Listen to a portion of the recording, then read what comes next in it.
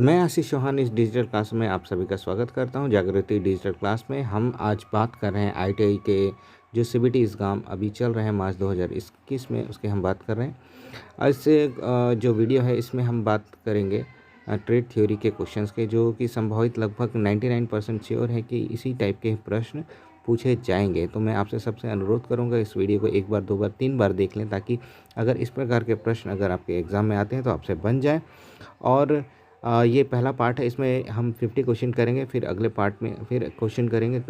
हम वीडियो का जो लेंथ है वो छोटा करने की कोशिश करेंगे, ताकि आप बार बार देख सकें और ये आपके एग्ज़ाम में बहुत ही हेल्पफुल हो सके। तो यहाँ पे हम पहला क्वेश्चन कर रहे हैं। पहला क्वेश्चन है, डीसी जनरेटर में एक्स के रूप में चिन्हित भाग का नाम क्या है? तो इसके भाग का नाम है सी ऑप्शन कम्यूटेटर, राइजर या रेजर। तो नेक्स्ट है क्वेश्चन सेकंड, डीसी जनरेटर का नाम क्या है? जो चित्र दिख रहा है इसमें डीसी जनरेटर, उसका नाम क्या है? तो differential long shunt compound, option A he correct है। तो थर्ड क्वेश्चन की तरफ चलते हैं। डीसी जनरेटर में प्रेरित ईएमएफ की दिशा ज्ञात करने के लिए किस नियम का उपयोग किया जाता है? तो थर्ड का आंसर है डी, जो कि अप में दिया हुआ है, तो है फ्लेमिंग के दाहिने हाथ के नियम का प्रयोग किया जाता है।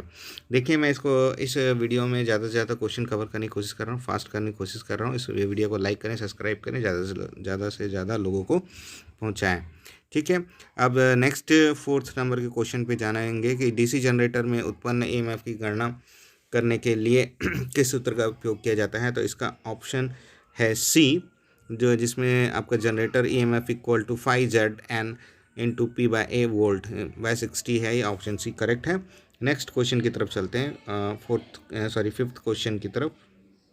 फिफ्थ क्वेश्चन में है ईएमएफ की गणना करने के लिए सूत्र क्या है, वो भी डीसी मोटर के लिए। तो फिफ्थ क्वेश्चन का आंसर है C equal to V minus, यहाँ पे वी इक्वल टू वोल्ट है और minus I into R volt है। तो नेक्स्ट क्वेश्चन की तरफ चलते हैं, सिक्स्थ क्वेश्चन में आपके पास है डीसी जनरेटर में एक्स के रूप में चिन्हित भाग का नाम क्या है? तो यहाँ पे है सिक्स्थ क्वेश्चन का आंसर ऑप्शन डी, पोल्सू। सेवन्थ क्वेश्चन, डीसी जनरेटर का नाम क्या है? अब डीसी जनरेटर का यहाँ पे जो दिखाया गया है, ये किस टाइप का डीसी जनरेटर है? तो ऑप्शन डी यहाँ पे करेक्ट आंसर है, सेपरेटली एक्साइटेड जनरेटर, यानी अलग से उत्तेजित जनरेटर। एट्थ क्वेश्चन की तरफ चलते हैं। एट्थ क्वेश्चन के, जनरेटर के द्वारा किस ऊर्जा को विद्युत ऊर्जा में परिवर्तित किया जाता है? तो यहाँ पे ऑप्शन डी यहाँ पे करेक्ट होगा, मैकेनिकल या फिर यांत्रिक ऊर्जा। फिर नेक्स्ट क्वेश्चन टेंथ क्वेश्चन, यहाँ पे टेंथ क्वेश्चन को देखते हैं। डीसी जनरेटर के सिद्धांत क्या है? टेंथ का क्वेश्चन है, डीसी जनरेटर का क्या सिद्धांत है? ऑप्शन यहाँ पे ऑप्शन आपका एक सेकेंड। तो टेंथ क्वेश्चन के देख रहे हैं, डीसी जनरेटर का सिद्धांत क्या है? तो यहाँ पे टेंथ क्वेश्चन का जो राइट आंसर है, फ्लेमिंग के दाएं हाथ के नियम पे काम करता है। सॉरी यहाँ पे ऑप्शन डी है, ये आपका करेक्ट है, फैराडे के विद्युत चुंबकीय प्रेरण के नियम, ऑप्शन डी करेक्ट है टेंथ का। 11 चलते हैं, 11 की तरफ। गतिशील रूप से प्रेरित ईएमएफ के लिए सूत्र क्या है? तो यहाँ पे इसके लिए सूत्र है ऑप्शन सी, तो BLV साइन थीटा वोल्ट। अब 12th क्वेश्चन को देख लेते हैं। 12th क्वेश्चन में आपके पास है, चुंबकीय क्षेत्र की दिशा ज्ञात करने के लिए किस नियम का प्रयोग किया जाता है? ऑप्शन डी, फ्लेमिंग के दाहिने हाथ के नियम। 13 क्वेश्चन को देखें तो यहाँ पे डीसी जनरेटर के भाग का नाम क्या है? 13 क्वेश्चन का ऑप्शन है योक फ्रेम। अब 14 नंबर क्वेश्चन में अगर देखें तो 4 पोल डीसी जनरेटर के डुप्लेक्स लैप वाइंडिंग में कितने समांतर रास्ते होते हैं? तो 14 का आंसर हो जाएगा 8C।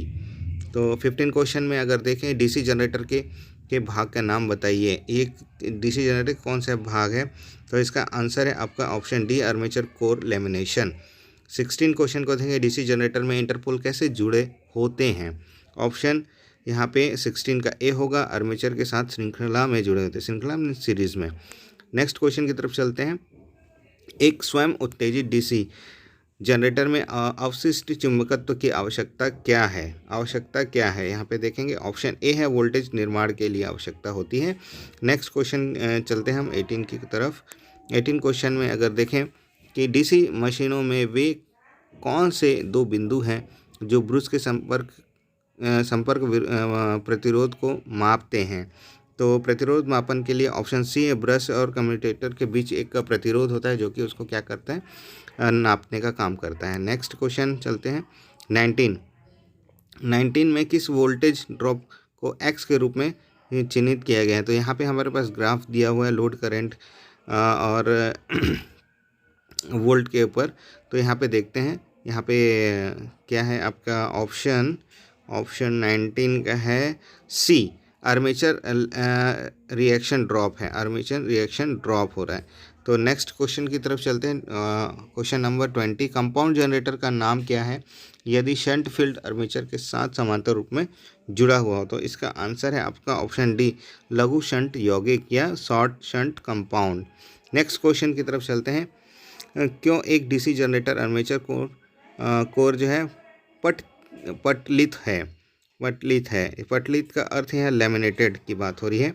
तो 21 का आंसर है डी आपका, रिड्यूस एडी करंट लॉसेस या भंवर धारा हानि को कम करने के लिए। नेक्स्ट क्वेश्चन चलते हैं 22वें क्वेश्चन की तरफ। डीसी जनरेटर में आर्मेचर प्रतिरोध बहुत कम क्यों है। तो ऑप्शन इसका हो जाएगा option B, option armature voltage drop कम करने के लिए। नेक्स्ट क्वेश्चन है, डीसी जनरेटर को घड़ी की एक दिशा में क्यों चलाना चाहिए।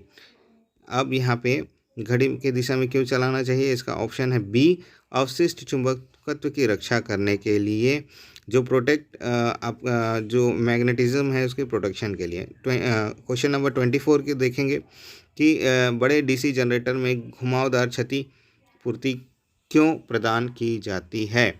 अब क्वेश्चन नंबर 24 का आंसर है, इसका आंसर आपका 24 का ऑप्शन सी, आर्मेचर की प्रतिक्रिया प्रभाव को बेअसर करने के लिए। क्वेश्चन नंबर 25, डीसी जनरेटर में वोल्टेज का निर्माण करने में विफल होने का कारण क्या होता है। अब इसका कारण होता है सी, फील्ड प्रतिरोध के क्रांतिक प्रतिरोध से ऊपर हो जाता है। जो फील्ड रेजिस्टेंस है कई बार क्रिटिकल रेजिस्टेंस से ज़्यादा हो जाता है, इस कारण हो जाता है फेल। क्वेश्चन नंबर 26 का आंसर देखेंगे, जनरेटर का नाम क्या है यदि इसका क्षेत्र आर्मेचर के समांतर जुड़ा हुआ है। तो उसका क्या नाम है इस आर्मेचर का, ऑप्शन है शंट जनरेटर। 27 क्वेश्चन को अगर देखें, डीसी जनरेटर में पोल शू का उद्देश्य क्या होता है। पोल शू किस लिए लगा होता है। तो ऑप्शन आपका डी यहाँ पे है, एयर गैप के समान रूप से जो फ्लक्स को फैलाने के लिए, ठीक है, separate out flux uniformly in the air gaps. अब उस नेक्स्ट चलते हैं 28 क्वेश्चन की तरफ कि डीसी जनरेटर में जो स्प्लिट रिंग का कार्य क्या है। तो स्प्लिट रिंग का कार्य जो होता है, कलेक्ट द करंट यूनिडायरेक्शनली, धारा को एक ही दिशा में क्या करने, एकत्र करने का काम करता है। क्वेश्चन नंबर 29 को देखें कि जनरेटर में ब्रश के लिए किस सामग्री का उपयोग में किया जाता है। तो 29 का आंसर यहाँ पे है ऑप्शन बी, जो कार्बन और ग्रेफाइट का अपन यूज़ करते हैं। तो क्वेश्चन नंबर 30 को देखें, क्यों डीसी जनरेटर अपने अवशिष्ट चुंबकत्व को खो देता है। इसका खोने का कारण होगा कि रोटेशन की दिशा अक्सर बदल जाती है। तो ऑप्शन डी करेक्ट है यहाँ पे, change of direction of rotation every often, हमेशा क्या होती है, चेंज होने के कारण हो जाती है। तो एक नेक्स्ट क्वेश्चन के तरफ चलते हैं 31वां, एक जनरेटर में योक और ध्रुव के माध्यम से चुंबकीय सर्किट कैसे पूरा होता है। ऑप्शन बी है, आर्मेचर कोर से पूरा होता है। नेक्स्ट 32वां क्वेश्चन देखते हैं, डीसी जनरेटर में लोड बढ़ाने पर टर्मिनल वोल्टेज कम क्यों हो जाता है। तो वोल्टेज कम होने का इसका मुख्य कारण है, ऑप्शन ऊपर देख लेते हैं, ऑप्शन यहाँ पे ऑप्शन ए करेक्ट लग रहा है, आर्मेचर प्रतिक्रिया प्रभाव के कारण, the basic because of armature reaction effect. Next question देखते हैं 33 नंबर, लंबी दूरी के वितरण लाइन के लिए किस प्रकार के डीसी जनरेटर का उपयोग किया जाता है। तो यहाँ पे ऑप्शन आपका डी करेक्ट हो जाएगा, संचयी यौगिक generator. Question number 24, DC generator में इंसुलेशन प्रतिरोध को बेहतर बनाने के लिए किस विधि का उपयोग किया जाता है। यहाँ पे क्वेश्चन नंबर 34 का आंसर होगा ऑप्शन डी, रखरखाव के दौरान मशीन में गर्म हवा देना, रखरखाव के दौरान मशीन में गर्म हवा को दिया जाता है। नेक्स्ट है 35 क्वेश्चन देख लेते हैं। अवशिष्ट चुंबकत्व के अभाव में किस प्रकार के डीसी जनरेटर काम आता है? जो डीसी जनरेटर का क्या यूज़ है यहाँ पे?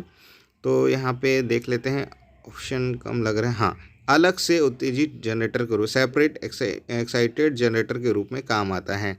अब नेक्स्ट चलते हैं फिर क्वेश्चन नंबर 36। आर्क वेल्डिंग, जो आर्क वेल्डिंग के लिए किस प्रकार के डीसी जनरेटर का उपयोग होता है? आर्क वेल्डिंग के लिए यहाँ पे डिफरेंशियल कंपाउंड जनरेटर या विभेदक यौगिक जनरेटर, ऑप्शन सी करेक्ट है आपका।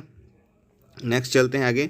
डीसी जनरेटर में तरंग वाइंडिंग की विशेषता क्या है? क्वेश्चन नंबर 37 का आंसर है लो करंट हाई वोल्टेज, कम धारा और हाई वोल्टेज के रूप में था। क्वेश्चन नंबर 38 कि डीसी जनरेटर में कम्यूटेटर संयोजन के प्रयुक्त प्रतिरोध तार का उद्देश्य क्या है? यहाँ पे डायग्राम भी दे दिया है इसका। तो इसके ऑप्शन के अनुसार क्वेश्चन नंबर 38 का ऑप्शन इस तीनों में तो नहीं लग रहा है। ऑप्शन स्मूथ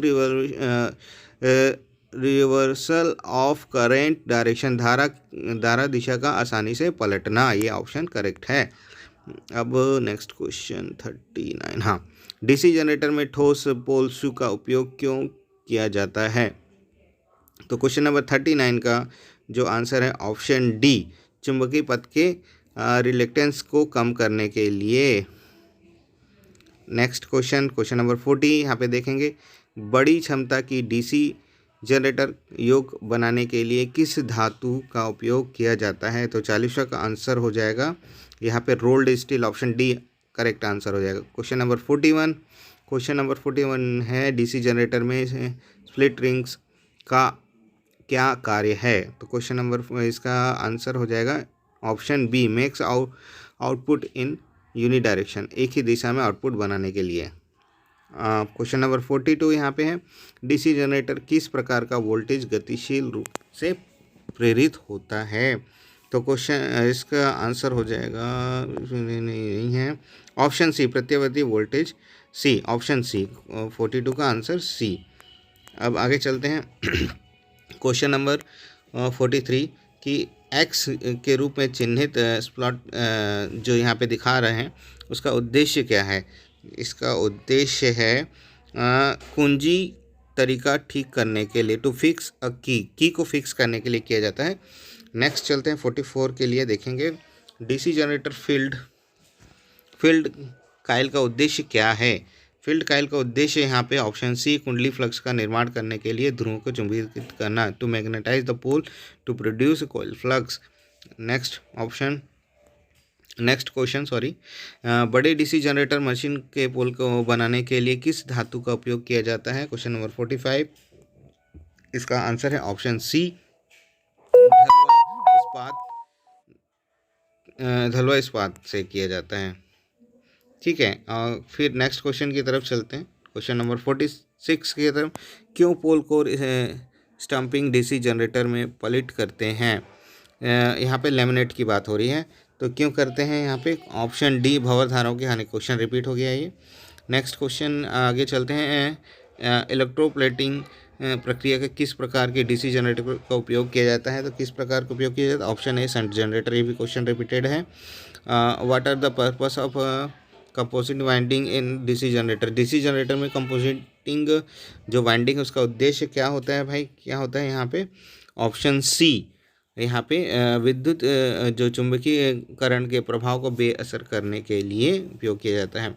अब चलते हैं क्वेश्चन नंबर 49 का, यदि शंट फील्ड प्रतिरोध क्रांतिक प्रतिरोध के मान के ऊपर होता है तो उसका प्रभाव क्या पड़ता है? डीसी जनरेटर के लिए बात हो रही है यहाँ पे। क्वेश्चन नंबर 49, ये तो ऑप्शन ए तो नहीं है, ऑप्शन सी यहाँ पे करेक्ट हो जाएगा कि डीसी जो generator fails to build up voltage जो नहीं बनाने के कारण होता है। अब क्वेश्चन नंबर 50 यहाँ पे देखें, डीसी जनरेटर में आर्मेचर की प्रकृति का क्या प्रभाव होता है? तो ऑप्शन बी यहाँ पे हो जाएगा करेक्ट, आउटपुट वोल्टेज कम हो जाता है, इस कारण यह प्रभाव होता है। इस प्रकार से हमारा इस वीडियो में आईटीआई के जो ट्रेड इन थ्योरी है, इसके 50 क्वेश्चन कंप्लीट हो गए हैं। आई होप आपको ये वीडियो पसंद आएगा। प्लीज़ लाइक शेयर सब्सक्राइब करें ताकि मैं नेक्स्ट पार्ट जल्दी से जल्दी लेके आऊँ। प्लीज़ प्लीज़ प्लीज़ इसको लाइक करें, सब्सक्राइब करें, शेयर करें। Thank you.